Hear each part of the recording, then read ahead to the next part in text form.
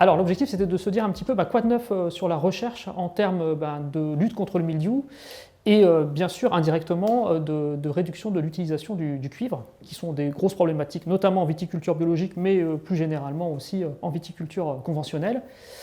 Donc la bonne nouvelle déjà, c'est qu'en termes de recherche, on a quand même une prise de conscience des pouvoirs publics, des interprofessions, de la filière, etc., sur cette problématique spécifique du mildiou et de l'utilisation du cuivre. Donc on a des grands appels à projets qui sont sortis là, ces dernières années, 2024 notamment, avec des initiatives régionales, mais aussi nationales. Donc au niveau national notamment, on a un plan mildiou ici financé par la filière de Bordeaux, donc avec le CIVB, et puis des actions régionales aussi avec la région Nouvelle-Aquitaine, notamment un projet qui s'appelle VitiRêve. Et puis ça, c'est relayé aussi au niveau national avec deux grands appels à projets qu'on a qui s'appellent Parsada, le premier, sur l'anticipation de la réduction des moyens de lutte conventionnelle contre le mildiou. Et puis aussi un autre projet qui s'appelle le grand défi biocontrôle et biosolutions pour l'agroécologie, où là on met les moyens sur la recherche d'alternatives pour lutter contre les maladies et notamment en vigne contre le mildiou. Donc dans ce cadre-là, en fait, trois leviers vont continuer à être explorés. C'est l'optimisation du cuivre, l'utilisation bien sûr des biosolutions dont le biocontrôle, et le dernier levier aussi, c'est l'utilisation des variétés et la diffusion des variétés résistantes. À côté de cela, on a des choses beaucoup plus prospectives qui vont se développer. Et c'est vraiment des leviers très intéressants puisqu'on va vraiment faire un pas de côté par rapport à la lutte classique contre le mildiou. On va plutôt intervenir en saison avec des produits classiques pour lutter contre le développement du mildiou. Là, on va aller chercher d'autres moyens qui sortent de l'application de produits.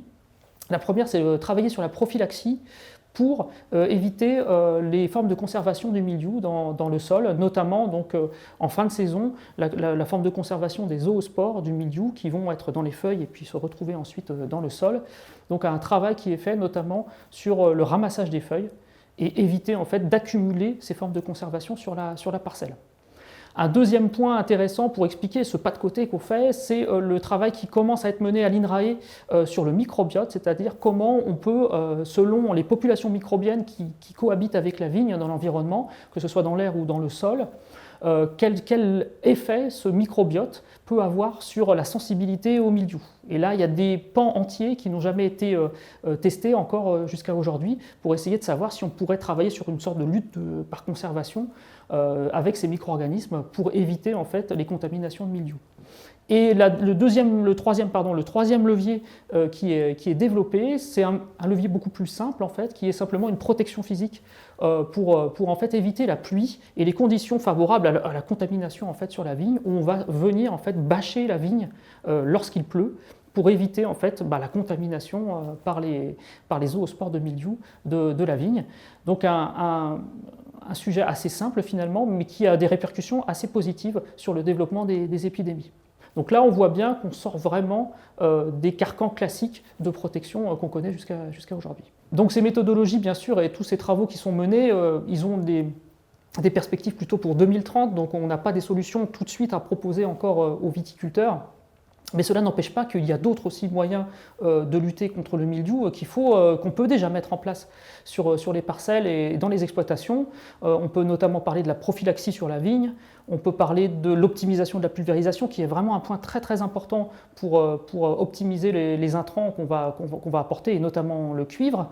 On peut parler aussi de l'utilisation des outils d'aide à la décision. On travaille beaucoup, nous, sur des nouveaux indicateurs, sur des nouveaux modèles, etc. Et c'est des choses qu'on va pouvoir mettre en place très rapidement. Et donc tous ces leviers, tous ces facteurs-là, bien sûr, il n'y a aucune solution miracle, malheureusement, pour remplacer le cuivre ou pour lutter efficacement contre le mildiou. C'est plutôt l'association de tous ces leviers, selon les possibilités qu'on a sur les exploitations, parce que tout ne peut pas être mis en place de la même façon. Mais c'est ces associations mises bout à bout qui permettront vraiment de réduire de façon importante les intrants et surtout bien sûr la dépendance aussi au cuivre pour lutter contre le mildiou. Donc il faut rester optimiste, il ne faut pas oublier tous les efforts qui sont faits en viticulture raisonnée, c'est des choses qui existent depuis déjà les années 90, donc il faut poursuivre ces efforts, même si les millésimes, les derniers millésimes, notamment dans le Bordelais, ont été très difficiles. Il faut garder ce cap et ces objectifs, et on espère que dans les prochaines années, avec les nouveaux leviers qu'on va apporter avec la recherche, on pourra vraiment optimiser tout ça et arriver à ces objectifs de réduction importante des intrants.